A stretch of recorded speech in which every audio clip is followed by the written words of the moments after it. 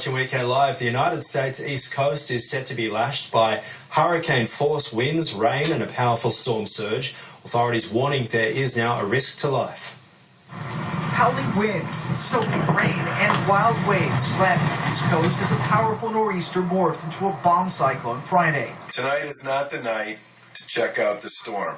Please stay safely away from the waves and the water. With 80 million people in its path and 22 million under a coastal flood warning, officials are sounding the alarm. If you've been asked to evacuate by your city or your town, please do so immediately. Adding to the danger, a nearly full moon.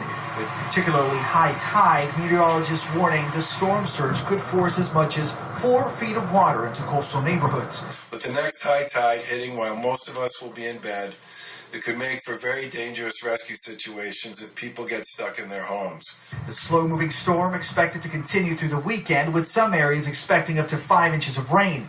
The hurricane-force winds, gusting up to 70 miles per hour, shuttered the federal government in Washington Friday and caused widespread damage throughout the region as trees and debris came crashing down. The winds, rain, and snow also wreaking havoc on travel. More than 3,000 flights have been canceled, and Amtrak has suspended its service between Boston and Washington. Power outages from North Carolina to Massachusetts, leaving hundreds of thousands to settle in for a cold, wet, and windy Friday night. The military is being called in to rescue hundreds of drivers stranded in their cars as heavy snow wreaks more havoc in the United Kingdom. Meantime, there are fears lives could be lost in Ireland as Storm Emma intensifies in the country's southeast. Struggling in the snow.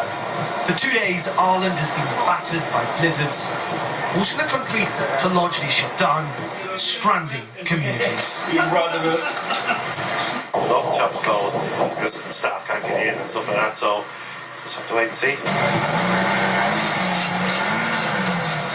And while some tried unsuccessfully to venture out in their cars, most had to travel by foot. Have you ever seen it this bad before? I don't think so, no. I think it's the worst it's ever been, yeah. What about you? What's your name? David. Hello, David. Are you enjoying the snow, David? Yeah. Yeah? You having fun? Yeah. We're supposed to go to London this weekend for our birthday, so... The flights are cancelled. Oh, no. Yeah. So we're going to go maybe next weekend. It's been snowing here continuously for the last 36 hours or so. The winds remain strong, hence why there are blizzard-like conditions. It's made roads here impassable. Shops remain closed. And for dozens of villages like this one, Straffin, they're effectively cut off, potentially for the next few days. Elsewhere in Kildare, ploughs have been out clearing streets since the early morning, but many people are still trapped and hundreds are without power. Parts of Limerick have seen telephone and internet services cut. People have been asked to conserve water to minimise the risk of the supply being interrupted. In Galway, many are stocking up on the essentials with a run on bread and milk. And residents in Wicklow have seen some of the biggest snowdrifts, well over 6 feet high. All flights in and out of Dublin Airport have been suspended until tomorrow, leaving thousands of passengers stranded, and many others forced to stay in hotels miles away. We ended up here on Wednesday evening. We thought we were going to get away yesterday. Apparently one flight did go to Toronto yesterday, but unfortunately we couldn't get transport from here in the hotel.